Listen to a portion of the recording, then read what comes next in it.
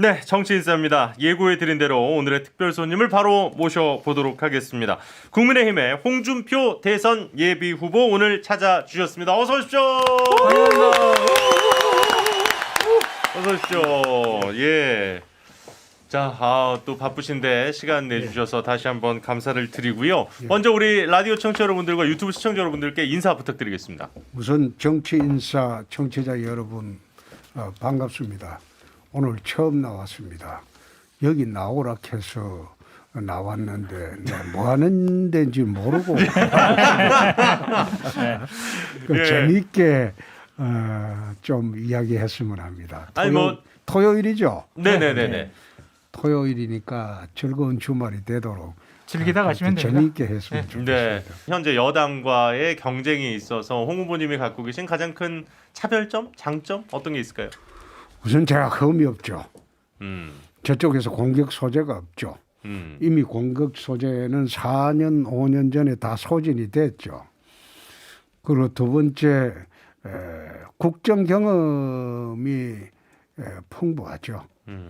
국정 경험이 풍부하고 그리고 무엇보다도 정권 바뀌고 나면 180석의 민주당을 상대를 해야 됩니다. 그건 정치력 없이는 그 나라를 끌고 갈 수가 없습니다. 민주당에서 정치력 없는 대통령이 만약 탄생하게 되면 그 나라를 아마 마비시킬 겁니다. 우리가 그 지난번에 MB 당선되자마자 광견병 하나로 지금 초기에 흔들렸어요. 광우병 말씀하시는 광우병. 예. 광견병이 아니지. 광우병이. 광우병. 그 하나로 흔들렸어요. 근데 거기에 추진력 있고 강단 있고 그리고 정치력 있는 사람이 나라를 끌고 가야지 정치력으로 그는 여야를 아우르고 해서 나라를 경영해 가지. 그렇지 않으면 올라가는 순간 허수아비 대통령 됩니다. 그런 거 자 감안해 보면 그래도 제가 제일 낫지 않을까요? 아니 그러면 공격할 포인트가 없다 그러셨는데 지금 윤석열 후보는 공격당할 포인트가 많다고 보시는 거예요? 그 한두 개가 아니지. 아니, 지금 뭐가 제일 나와 있는 크다고 거만 보세요? 예? 후보님 보시기에 뭐가 제일 크다고 보십니까? 크고 작고 가네. 예. 장모 의혹, 부인 주가 조작 의혹, 거기다가 본인 고발 사주, 거기다가 또 아버지 대장동 부동산 연루 의혹, 그것만 하더라도 그 선거하기 어려울 거예요. 지금 이재명 지사가 그 대장동 비리에 나는 주범으로 보는데 설계를 이재명 지사가 했거든요. 예. 그러니까 주범으로 보는데 거꾸로 되물리고 있으니까 그거 이상하죠. 선거 못 할 겁니다. 근데 아직 이제 윤석열 후보가 직접 연결된 건 하나도 안 나왔으니까 제가 드리는 질문입니다. 대선이라는 거는 예. 본인이 직접 연결된 게 안 나왔다고 해서 예. 대선판을 망치는 게 아니죠. 아. 이해창 후보 같은 경우에 아들 병역 문제가 병력 문제로 예. 10년 동안 두 번 당했어요. 네. 그거는 본인이 연결된 게 아니죠. 그건 가족 문제죠. 근데 그런 이미지와 이런 것들이 아니, 크게 영향을 미칠 수 거기다가 있다. 예. 그 병력이 법률적으로 잘못됐다는 건 아무 증거 나온 게 없어요. 그런데도 그거 하나로 우리가 10년 야당을 했는데 지금 윤석열 후보 같은 경우에는 온갖 게 다 얽혀 있는데 그거 대선 돌파가 된다고 보십니까? 그건 나는 안 된다고 봐요. 윤석열 후보가 TV 토론을 보면은 이제 대표님께 아니 2018년도 지방선거 패배의 원흉은 홍준표 당대표였어라고 얘기하잖아요. 예? 근데 대응이 너무 좀 미진한 것 같아요. 당시에 윤석열 검찰총장, 윤석열 후보는 중앙지검장으로서 보수 우파, 그다음에 그 당시에 우리 당을 상당히 뭐 적폐 세력이라든지 아니면 정말 못쓸 집단으로 그렇게 수사하는데 문재인 정권에 상당한 기여를 한 거 아니겠습니까? 선봉장이었죠. 그런 부분에 대해서 왜 강하게 지적을 안 하셨는지 어제 했죠. 그거 하나랑 더 그건 강하게 했어요. 더 예. 강하게 하셔야 된다라는 생각이랑 이재명 지사 화천대유 수사와 관련해서 좀 여쭤보고 싶은 게 이재명 지사가 10월 10일이면 집권 여당의 대선 후보가 될 가능성이 많아요. 예. 그런데 갑자기 검찰, 경찰이 압수수색도 하고 수사의 속도를 높이고 있습니다. 예. 이것은 집권 세력에서 이재명 지사에 대한 어떤 사인을 준 것이 아닌가?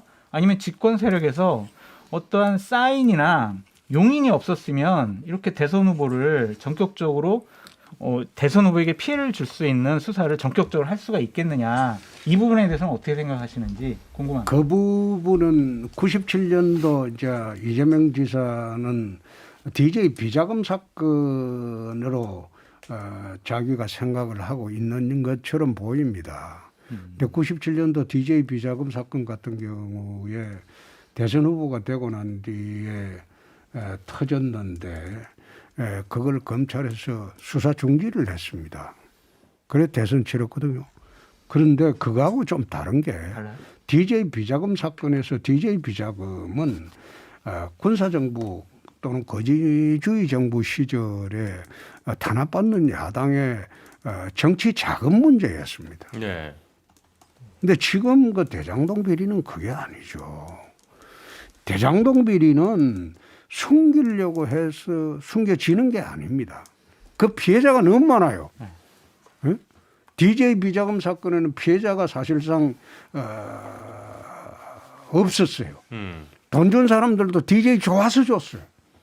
DJ가 필요해서 줬고. 그런데 이거는 피해자가 너무 많아요. 그러니까 집권 세력의 어떠한 기획이나 의도랑은 좀 상관이 없다라고 나는 보시는 그렇게 한다고 해서 이재명 지사가 포기할 사람은 절대 아니죠. 아니라고 봅니다. 네. 그 사람은 그 집요한 사람입니다. 윤석열 후보도 비슷하지만은. 홍 후보님은 안 집요하세요? 어이, 저는 꼭 그렇지는 않죠. 아 그래요? 포기할 줄 알죠. 때가 되면 정권 차원의 기획 수사라고 보시지는 않는 나는 거예요? 그렇지 않습니다. 아, 알겠습니다. 그거는 민생과 원에 관련돼 있어가지고 피해자가 많아요. 당장 지금 대장동 거기에 토지 수용 상한 사람들이 소송을 지금 제기를 하고 있어요. 네. 헐값에 수용당한 사람들이. 그것뿐만 아니라 그 아파트를 분양받은 사람들이 가만히 있겠어요? 예? 그 분양가 적정했나 또 소송이 일어날 거고, 그리고 그 수천억을 받아가지고 어디에 뿌렸는지 이게 국민들이 지금 관심이 정폭되는데, 그걸 갖다가 이재명 지사는 공공으로 뭐 환수했다 그 이야기 하죠. 환수한 내역을 한번 밝혀보라고 하세요. 원래 이게 개발을 하면 기부 체납을 다 합니다. 예. 예? 도로, 공원 그것만 하더라도 수천억일 거예요. 예, 예. 그런데 5천 몇백억 환수했다고 하는데 내한테 그 어이가 없는 게 그 지자체 장을 저도 2번이나 해봤기 때문에 알고 있습니다. 거기에 공공에 환수된 거는 전부 공공용지예요. 예. 예? 공공용지지 거기서 공공에 환수해가 지가 뭐 그 공공자금으로 성남 시민들 서민들 도와줬냐? 천만에. 그거 아닐 거예요. 그리고 아니, 두 번째 그, 자기가 예. 뭐 그 앞으로 공공 개발할 때는 전부 환수하겠다. 환수하기 전에 저거부터 먼저 밝히고 환수 여부를 이야기하라. 자, 그러면 제가 네, 요것만 네, 드리고 네. 제가 현 변호사님 드릴게요. 그럼 특검 해야 된다고 보세요? 아니면은 지금 그 일단 특검해야죠. 특검 해야 됩니까? 그렇습니다. 한번 생각해 보세요. 옛날에 BBK 할 때 대통령 당선돼도 특검했어요. 근데 약간 그렇잖아요. 유연무야 되지 않았습니까? BBK 특검 자체는. 특검했다니까요. 예, 예. 조사 다 했어요. 네, 네. 그래서 무혐의 처분 받고 대통령이 됐어요. 마찬가지로 이거는 특검을 어떤 식으로든 해야 됩니다. 대표님의 그 정치 역정을 돌아보면 바깥에 약간 진보 쪽에서 보기에는 한나라당 시절의 홍준표, 전기 홍준표라고 하겠습니다. 그리고 그 이후의 홍준표, 후기 홍준표, 경남지사 이후가 좀 달랐다는 생각을 되게 많이 들거든요.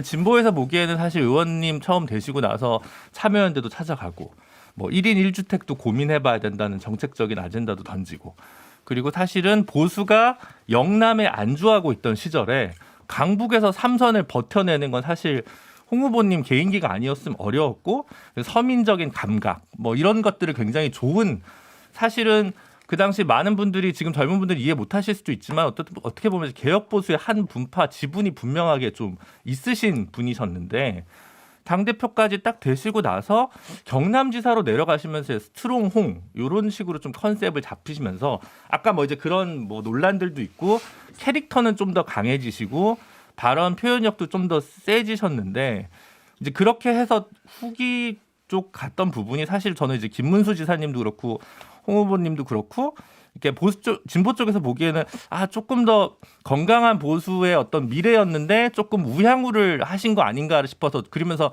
TK나 경남으로 가신 게 조금 좋지 않은 선택 아니냐라는 생각도 많이 했었고요. 결국은 그 지점이 대선 후보는 되실 수 있었을지언정 대선 본선에서의 중도 확장 소구력에 있어서 물음표가 남는 지점으로 다시 좀 남게 된 거 아닌가. 그리고 보다는 직을 위해서 조금 소신을 우향우하신 건 아닌가. 그런 점에 대한 회한이나 후회 이런 건 없나. 어떻게 보면 초기 96년도부터 이제 한나라당 대표 되던 시절까지의 모습이 조금 더 매력적인 정치인으로 느껴졌던 제 입장에서 심지어 그때는 낙곰수도 나가셨어요. 네. 당대표 하실 때. 그렇게 유연하고 유려한 모습을 보이시던 홍준표 대표님께서 이렇게 좀 우양우하신 부분에서 아쉬움도 있고 본인이 솔직히 어떻게 생각하시는지에 대한 궁금함도 있고 뭐 이런 게 있어서 좀 큰 호흡의 질문인데 한번 돌아보시면서 한번 진솔하게 얘기해 주시면 좋을 것 같습니다. 제가 정치를 시작하고 난 뒤에 26년 동안 기본적인 판단의 기준은 국익 우선입니다. 나라의 이익을 우선한다든지 국민의 이익을 우선해서 모든 정책을 판단한다는 그런 거였어요. 좌우를 떠나서. 그래서 2006년도 국적법 사태 같은 그 전형적인 좌파 정책입니다. 그리고 반값 아파트 법안도 좌파 정책이고 그리고 우리나라 체제에 맞지 않는 징벌적 손해배상 제도도 2010년도에 재벌이 협력업체의 기술을 침탈할 때는 징벌적 손해보상 제도를 도입한 사람이에요. 그 우리나라 최초일 겁니다. 지금 뭐 언론기관을 통해서 징벌적 손해배상제도 도입한다 이게 논란이 되고 있는데. 언론중재법이죠. 예. 예. 근데 징벌적 손해배상제도만 하더라도 저게 영미법상 제도고 우리나라에는 맞지 않는 그런 제도입니다. 모든 것을 국익 우선주의로 이제 쭉 해왔고 그래 해왔는데 지금 우파 쪽으로 너무 돌아섰다. 경남지사 내려갈 때는 내가 뭐 정치적으로 성공하기 위해서 내려간 게 아니고 서울 동대문에서 이제 마지막으로 낙선하고 마지막으로 내 태어난 고향을 위해서 봉사한다는 그런 생각으로 내려갔는데 그 당시에 친박들이 득세하고 있어가지고 내부 경선할 때도 그랬습니다. 경남 국회의원들 전원이 친박 진영의 후보에 다 밀어주고 줄을 서서도 저는 밑바닥을 통해서 제가 후보가 됐어요. 그러고 난 뒤에 경남지사 2번 할 때도 기본적으로 고향에서 정치를 끝내야겠다는 생각으로 내려갔던 겁니다. 그런데 탄핵 사태가 벌어지고 나니까 당이 이제 붕괴되고 없어진다고 하니까 불가피하게 이제 당이 좀 올라와 달라고 요청이 들어와서 할 수 없이 탄핵 사태에 지난 대선에 출마를 했는데 지난 대선 출마할 때 제가 된다고 보고 나왔겠습니까? 그건 당이 없어진다고 하니까 당 지지율이 그 당시에 4%였어요. 4%. 당이 없어진다고 하니까 내가 20몇 년 있었던 당이 이게 없어져서 되겠나. 그래가지고 패전 처리 투수로 나갈 수밖에 없었고 예. 그 나갔다가 이제 지방선거 때도 참 힘들었죠. 할 수 없이 당이 또 이제 요청으로 당 대표가 돼가지고 그 당 대표 하기 싫었어요. 다시 들어가 본들 내년 지방선거에 패배할 게 뻔한데 집권 1년 차에 뭐 선거에 그 야당이 이기는 경우가 없습니다. 근데 그때 뭐 남북 정상회담, 북미 정상회담으로 그 우리 그 문재인 대통령 지지율이 80%가 넘을 때입니다. 거기다가 모든 언론이 우리를 그들도 보지도 않았어요. 그때는 기울어진 운동장이라고 그랬고, 근데 그때 이제 패배하고 난 뒤에 다시 이제 정리를 하고 저야에 있다가 아무래도 그 대선 준비를 마지막으로 한번 해야 되겠다 싶어서 4년 전부터 새롭게 콩카콜라를 시작하고 대선 준비를 한 겁니다. 네. 한 건데, 후회는 없으시다. 저는 후회는 없으시고 고향으라는 평가에 대해서 동의하지 아니 않으신다. 나 고향 가는 거는 그때는 정치를 고향에서 삼선하고 끝내려고 생각했어요. 네. 보궐선거로 내려갔습니다. 네, 그렇죠. 이번에 홍 후보님께서 상승세를 탄 아주 큰 원인 중에 하나가 저는 그 이준석 대표와 윤석열 그 후보 간에 이렇게 좀 약간의 대립 관계처럼 됐을 때 예. 그때 굉장히 이준석 대표 쪽을 뭐랄까요 힘을 많이 실어 주셨어요. 되게 인상 깊었던 워딩 중에 하나가 어디서 어른을 찾냐, 당 대표가 나이는 어려도 어른이지, 이런 얘기들이 저는 되게 그 2030의 젊은 리더십을 인정할 줄 아시는구나라는 거에서 되게 좋은 느낌을 주셨던 것 같아요. 그래서 조금 바로 앞에 계셔서 표현이 좀 그렇습니다만은 홍준표 후보님 꼰대신 줄 알았는데 의외로 굉장히 열려 있구나라는 좋은 이미지가 많이 됐고, 그게 또 무대홍, 무야홍 열풍으로 이어지지 않았나 싶습니다. 근데 그러다 보니까 제가 이준석 대표가 되기 전에 홍준표 후보님이 이준석 대표를 그렇게 높게 평가하셨나, 별로 안 좋아하셨던 거 아닌가가 좀 궁금해져가지고 예. 찾아보니까 실제로도 썩 그렇게 좋아하셨던 것 같지는 않습니다. 그러니까 2018년도에도 이제 어떤 질문 조금 얘기를 짧게. 하셨냐면, 질문 조금 짧게. 이준석 당시 이제 바른미래당 후보였는데 너무 촐싹대니까 정치인이 안 맞다. 국회의원이 아니라 다른 걸 했으면 좋겠다. 뭐 이런 식의 평가도 하고 그러셨는데. 그때 보궐선거 할 때죠? 예, 맞습니다. 그래서 제 예. 질문은 이준석 대표를 옹호하신 것이 약간 젊은 사람들의 표심을 얻기 위한 좀 전략적인 행동이 아니셨는가, 이런 게 제 질문입니다. 저는 그렇게 계산하며 행동하지 않아요. 바르다 옳다 싶으면 바로 여야 안 가립니다. 내부 총질 이야기도 많이 듣고 예. 잘못됐다 이거는 판단이 말을 해야 되겠다는 순간이 오면 여야 가리지 않습니다.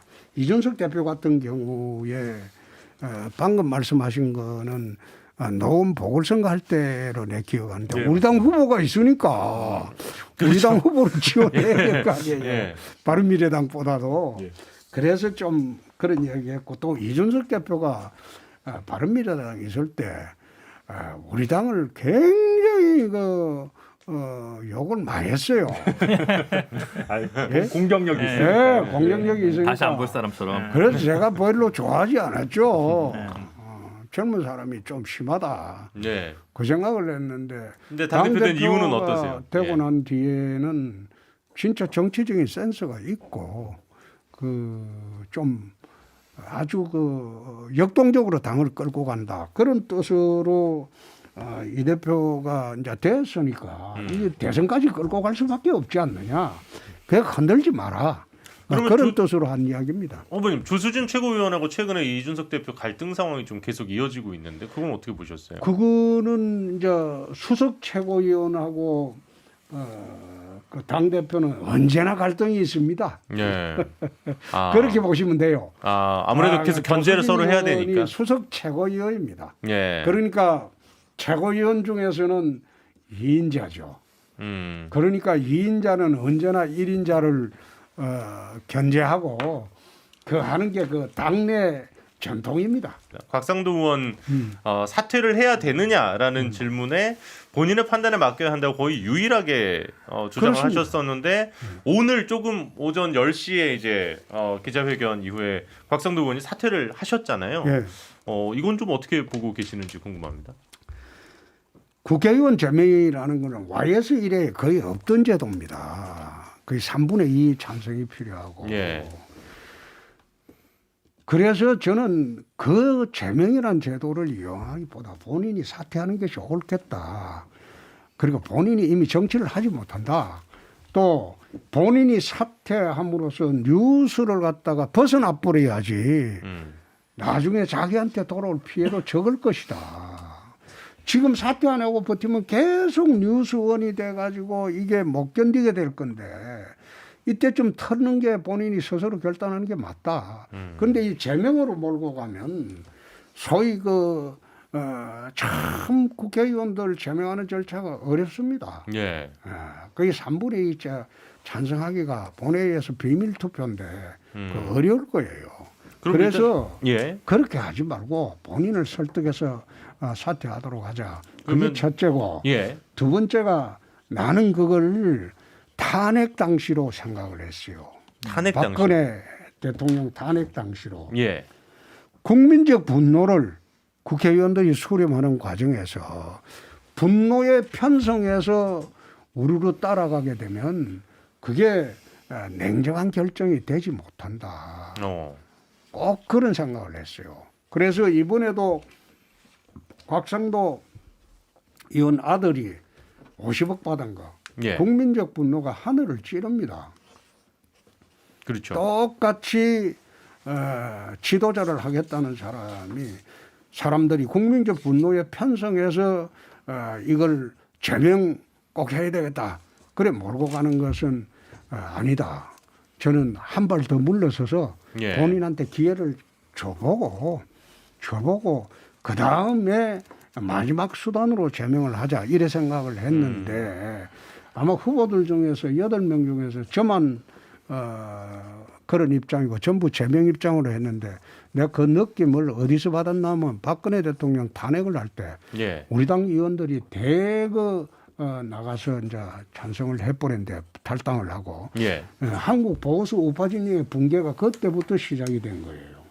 나는 박근혜 대통령 탄핵 때 경남지사 할 때 탄핵하지 말아달라고 했어요. 어차피 4월 말에 물러난다는데 물러나는 절차대로 하는 게 옳지 않느냐. 또 박근혜 대통령을 보고 참 야속하다고 생각한 게 본인이 새누리당 의원총회에 가가지고 예. 내가 여태 잘못했다. 내가 잘못했다. 앞으로 의원님 잘 모시고 나머지 임기는 여러분들의 뜻대로 하겠다. 그런 말씀이라도 했으면 우리 당 의원들이 탄핵 절차로 안 나갔을 겁니다. 그러니까 우리 당 의원들이 탄핵 절차에 동조 안 했으면 탄핵이 될 리가 없잖아요. 그렇죠. 그러면 정말 본인이 마지막 결심으로 했던 대로 4월 말에 질서 있는 퇴진을 하고 그 다음에 이제 뭐 6월이나 7월에 선거를 해서도 되는데 그렇게 하지 않은 게 상당히 유감스럽다는 겁니다. 이번에 정말 생각을 하는 게 국민적 분노에 편성해서 감정에 치우쳐서 판단을 하고 결정을 하게 되면 반드시 그게 후회가 남을 수가 있다. 그래서 다소 신중하게 한 발 물러서서 생각하자 그 뜻입니다. 일단은 그럼 상당히 좀 적절한 의원직 사퇴라고는 보시는 걸로 제가 그렇습니다. 이해를 하겠습니다. 예, 근데 예. 이제 본선 가서 이재명 지사 이길 자신 있으십니까? 싸움은 제가 더 잘하죠. 알겠습니다. 같은 상당히 파이터지만은 오랜 시간, 예, 상당히 오랜 시간 또 이렇게 또 예. 시간을 또 할애해 주셨는데 정말 이제 유튜브 시청자 여러분들께 끝인사 조금 뭐 자유롭게 예. 뭐 충분히 좀 하시고 싶으실 수 있는 이야기 하실 수 있는 시간을 좀 드리도록 하겠습니다. 카메라는 아마 이쪽 카메라가 아마 예. 후보님을 잡고 있을 겁니다. 오늘 뭐 하는 데인지 잘 몰라서 왔다가 호되게 내 야단 맞고 갑니다. 잘하겠습니다. 그리고 내 진층보국이라는 말을 4년 전부터 하기 시작하는데 저도 이제 정치인 마지막입니다. 제 온 힘을 다해서 대한민국이 저한테 베풀어준 그 은혜를 꼭 보답하도록 하겠습니다. 잘하겠습니다. 네. 예, 아우 정말 뭐 시간을 한참 넘겨가지고 오랜 시간을 또 함께를 해주셨습니다. 건강 관리 잘 하시고요. 예, 만약에 그 국민의힘 최종 후보가 되시면 한 번 더 출연 부탁을 좀 드려도 되겠습니까? 글쎄, 그때 가서 보입시다. 아니 당연히 나오신다고 역시 하셔야죠. 그거 알겠습니다. 그때 예. 가서 한번 보입시다. 네, 오늘 네. 별로 반응이 안 오늘 좋으세요. 별로셨나 봐요. 오늘 별로 현 변호사님 때문에 다음번에 현 변호사님 빼고 할 테니까 꼭 나오십시오. 어쨌든 홍준표 아니, 재밌게 후보 봤어요. 또 오늘 예 바쁘신 가운데 또 시간 내주셔서 다시 한번 감사드리고요. 예, 정말 끝까지 예 좋은 모습 저희도 응원하면서 지켜보도록 하겠습니다. 고맙습니다. 고맙습니다. 예. 감사합니다. 고맙습니다.